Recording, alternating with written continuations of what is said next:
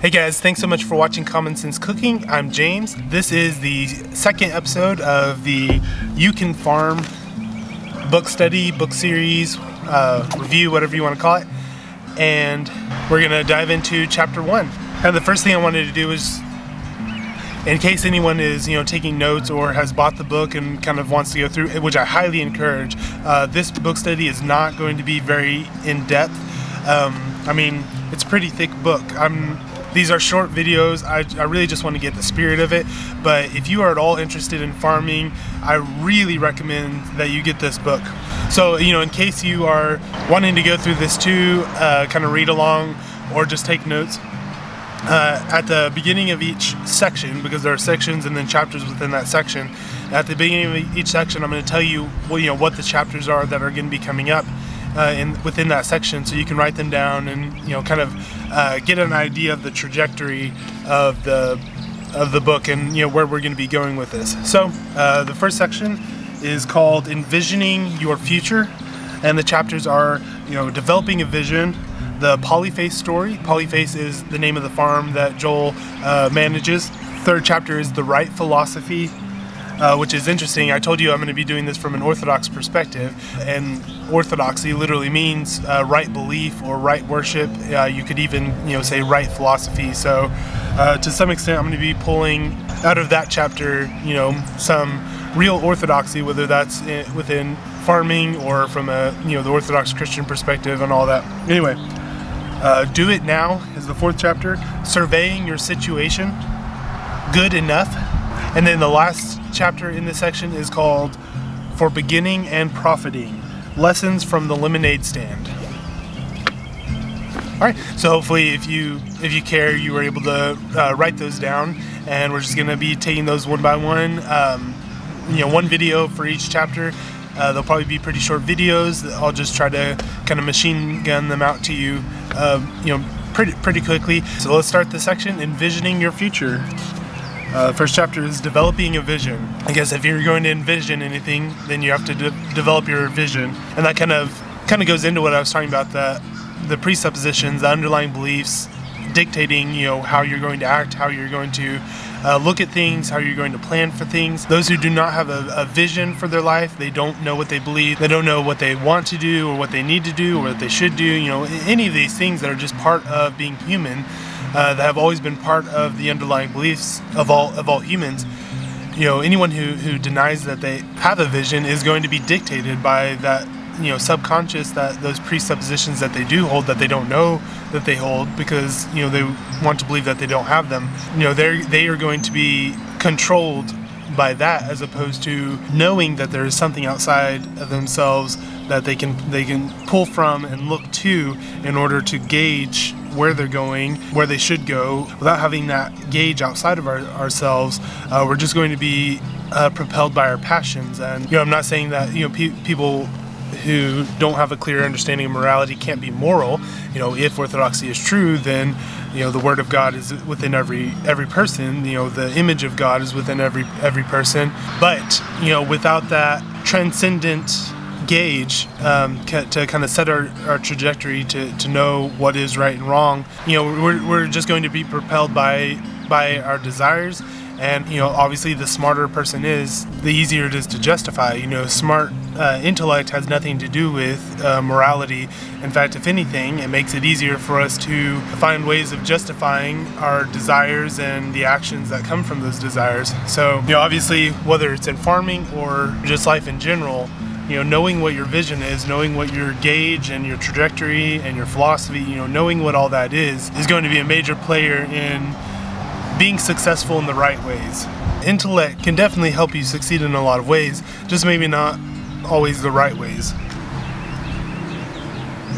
So one of the things that he talks about as being a prerequisite or underlying belief that you have to have before being successful at this, it's that you have to believe that it's possible.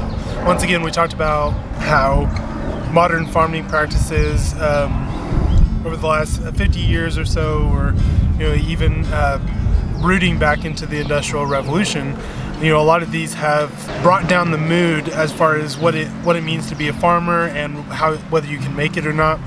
And So he says, if you're going to take the risk, if you're going to try to do this, make sure that first and foremost you believe that it's possible. I think practically speaking, that means that if you have questions, if you have fears, certainly all of us have certain presuppositions that are not correct about what it means to farm and how you can be successful and how you're supposed to do it, how you have to do it, versus the practices that are much older but seem more distant as far as what information we have access to.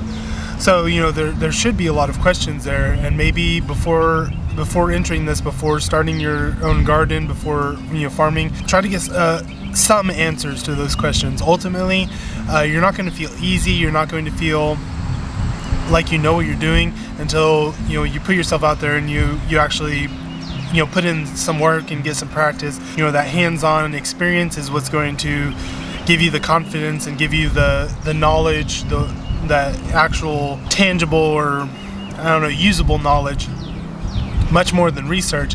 But it is a good idea, if the big questions that you have, the big things that you're like, well, I don't see how it's sustainable, or how this or that can work.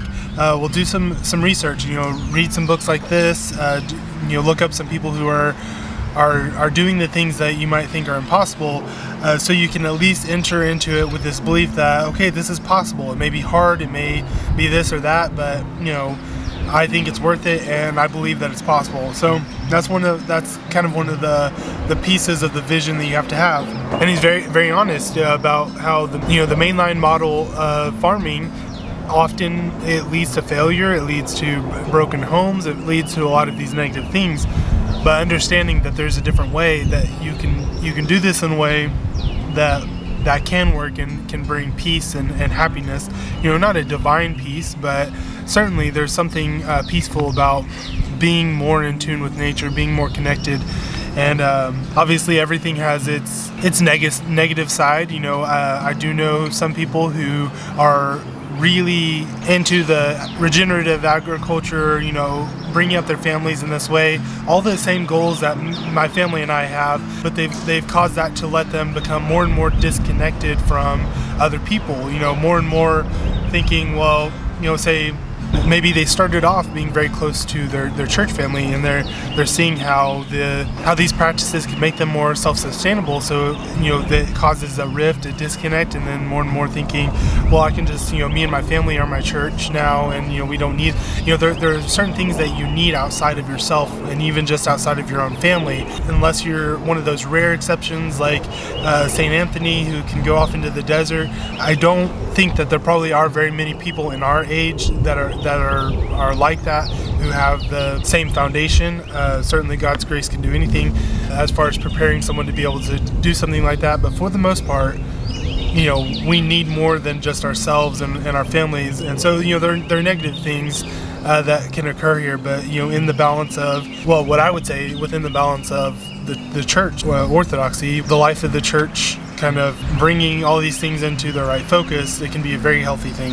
Now, another really important thing he brings up here as far as the foundational vision as being part of the presuppositions that you're going into this on, you're not out to change people's minds. You may be very much convinced by these practices, like I am, very much convinced about the helpfulness of all these things, but you can't change a person's mind. Even as an Orthodox Christian, I would love it if everyone was Orthodox, but I can't change someone's mind. If I can change someone's mind, then so can someone else. Another neighbor, another family member, another friend can just as easily change the mind. The mind is very changeable.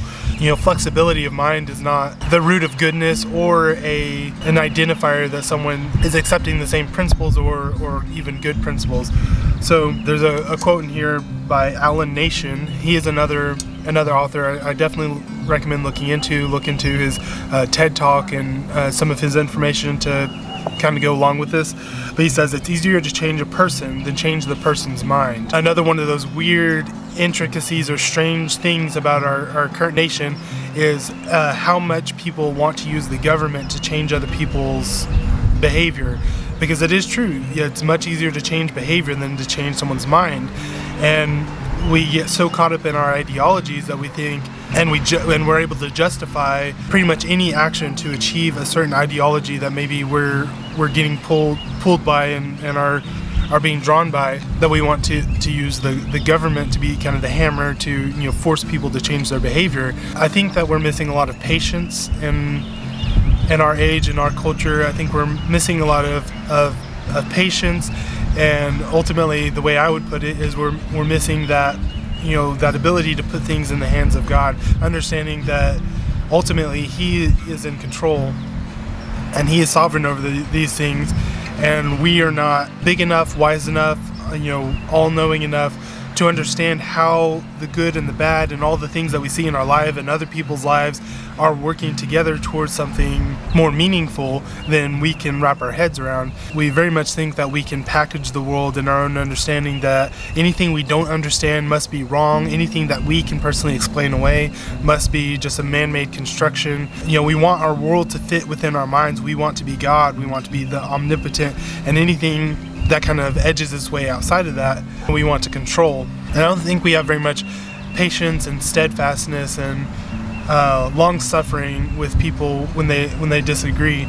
If it's an orthodox principle to think that way about the most important things, the most important beliefs, the most important underlying understandings about God, if we are challenged to have patience and long-suffering with people who disagree, just remember how much more important it is that if you're drawn into this, that's great, and I'm wholeheartedly in on this. I'm hoping to live in a food forest one day, and to have this very regenerative, agricultural, holistic, farming experience. I believe this is possible, but that doesn't mean that I can change other people's minds or that I would even want to. I have to leave plenty of room to understand that even if my motives and the things that, I talked about, that trajectory, that our beliefs and our presuppositions and everything are kind of the guide to set our trajectory, well, I can believe wholeheartedly in the guide itself. I can believe wholeheartedly that the church is right, and that Christ was the fullness of revelation, and that has been preserved in the church.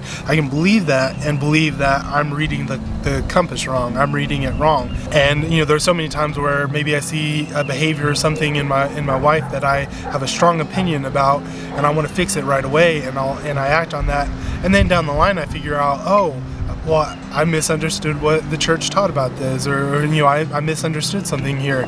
So while I do talk a lot about how you do have to have the belief system, or at least the acknowledgement that you have a belief system, because everyone does have a belief system, the acknowledgement that you have a belief system, and really honing in on what that is, what that trajectory, what that vision and all that is, all that is important. But one thing that my own religion, my own belief system of orthodoxy has taught me is that even though you can have that hearty faith, that strong belief that there is something outside myself that will guide me to goodness and truth and righteousness, that my own understanding of that is constantly being proven wrong, and is constantly being corrected by my priest, by my wife, by people outside of the church who aren't even wanting to be in the church. God is humbling me and changing my mind and my understanding of these things. So I think it's important to have both of those, because if you just have the strong faith, which is absolutely important again, but then you also have just as strong of a faith in your own understanding and your own ability to interpret things and get things right, that's where the danger comes in, where you start using those beliefs to do violence for ultimately your own ends, not having anything to do with whatever belief system that you hold to. It's very easy for us to take our own perspective and understanding and interpretation of things and believe that the full authority of God is behind us. And there's that balance there. Have faith in God, have faith in the church, or whatever you put faith in, be that to the fullest you can, because that's the only way that you're going to be able to fully test it. Have that faith, be consistent, and let your actions be consistent with your belief. But one thing that orthodoxy teaches that I would be remiss not to mention is that you also have to be wary of your own understanding, and it's dangerous to hold strongly to your own understanding of that. So he talks about how the heart filters what your head can believe. So whatever we see in our lives and whatever presuppositions we have about God and man and any of that, anything that we believe and hold to in our hearts, that's going to filter, and that's going to decide what you believe in your head and what actions you're going to take. If someone holds presuppositions that are not congruent with this, you don't have to change their minds. Like the best thing you can do, if you really just can't stand by and you really need to do something, well then show it in your actions. Not trying to change their mind, but fulfill the prophecy that you think, whatever you think is going to happen, whether it's in this farming or anything else, fulfill it and show, hey, this brings about this fruit. I can show you that it works, and be satisfied with that. Leave everything else in God's hands. And I've belabored a lot of points, but I think that they are foundational to not only understanding this, but anything else you're going to read or try to get into, whatever else you're drawn to trying out. I think these are underlying principles that are really important to go into. So really quickly, I'm going to finish off this chapter by reading a couple of quotes. He says, really, accomplishing your dream is not so much about mechanics and opportunity as it is about character qualities. So self-denial, perseverance, commitment, focus. So if you want to accomplish your dreams, don't be focused so much on, what do you have or what you don't have, what your circumstances are. Focus on your character. Focus on, do you have, even if you had the resources to do this, do you have the self-perseverance? Do you have the discipline? Do you have the focus and the commitment? Do you have all these things to even fulfill this, even if you had these different circumstances? And what I think we've seen in a lot of different stories of these success stories is people who didn't have the circumstances, but they had the character, they had the commitment, they had self-control, self-denial, all these things. They had these things, and that's what made them successful. So I think that's a very important presupposition to hold. I also wanted to read this one. It says, farmers' opportunities have dried up in direct proportion to how they have treated people. Quote, bunch of ignorant city whiners, unquote. How they have focused on production, quote, I don't care about quality, unquote. How they have depended on chemicals, quote, gotta kill those bugs, unquote. That is why farming is in the doldrums and has a bad reputation. Farmers are harvesting a crop of bad philosophy, of misplaced emphasis. I think that's a really good analogy of seeing how your harvest is going to be a direct relation to your philosophy. If you're thinking that you just need to control everything, if you have a bug, you don't see how you can kind of manage nature to take its course to take care of those bugs. You think, well, I could just spray this poison on them and get rid of them. And you have this very much controlling mindset of, yeah, you have to control everything, and that you can basically be the god over nature. That's going to affect the final product. It's going to affect the soil. You're going to eventually get to the point to where you believe, well, there's no way to really farm without taking more than you can give. It's a losing battle. You create these, your heart and the beliefs that you hold in your heart are filtering to your head, and you don't consider that maybe there's a different way that would make this successful. You think, well, these are the ways that you're supposed to do it. You're supposed to fix these things in this way. The way you think about people is going to affect how you talk to people and how you treat them and how you think about them. Like if you have these biases about city dwellers or country people or whatever these biases are, they're going to affect how you communicate, not only with those people but other people, and that's going to affect your marketing. How are you going to sell to a bunch of people that you hate are going to be pushed away by you? Everything about the way you think about things, about your philosophy, is going to affect the final product and how successful you're going to be. And I just want to close it with this one last quote. A whole world exists out there about which the average farmer doesn't have a clue. Your opportunity to be a farmer, entrepreneur with a quality of life that would make a white-collar worker envious is directly proportional to your acquaintance with approaches that run opposite mainstream thought for the previous half-century. In fact, the roots of our debacle run much further back, but the real acceleration has occurred since World War II. It doesn't matter what your background, your socioeconomic status, your age, or your current living condition. If you have a yearning in your soul to grow things and minister healthy food to people, to live in an agrarian life with your children and grandchildren playing around your feet, then an opportunity exists for you. And that kind of ends the chapter there, and hopefully we've kind of gathered at least the philosophy, the kind of feel of how he wants us to approach this book, which is very much in line with life in general. I think Joel Salatin is a smart man, not just in an intellectual sense, but he seems to have wisdom and understanding how things work and affect each other, and being honest about the presuppositions we hold and how they will affect the final product. They will affect your success. It's not just about believing you can do anything, because that can lead to the same control issues that we talked about before. Thinking, I see a problem, I can fix it, I know what's right, I know how this needs to be fixed, without that humility, which he talks about in some of the other chapters, the importance of humility. But that kind of wraps up the first chapter and just how we're going to look at the rest of the chapters. He goes a lot more into philosophy, his philosophy of farming and everything, and a couple later chapters, and excited for that one. Thanks so much for listening in, for watching this video. Hope you're enjoying this series. I'm happy to take any comments, criticisms, anything in the comments that you have for me about how to continue this series, what might be more helpful. Full disclosure, there's not much hope of me not going into kind of the philosophical, the underlying beliefs of it all. That's what I think is the most important thing. So if you don't like that aspect, then it's probably not the right series for you. Please share this with anybody you think might enjoy it. Sign up for the email list. That's the best way you can help me out. Comment, subscribe, all those things. Thank you guys so much. Have a wonderful day. God bless.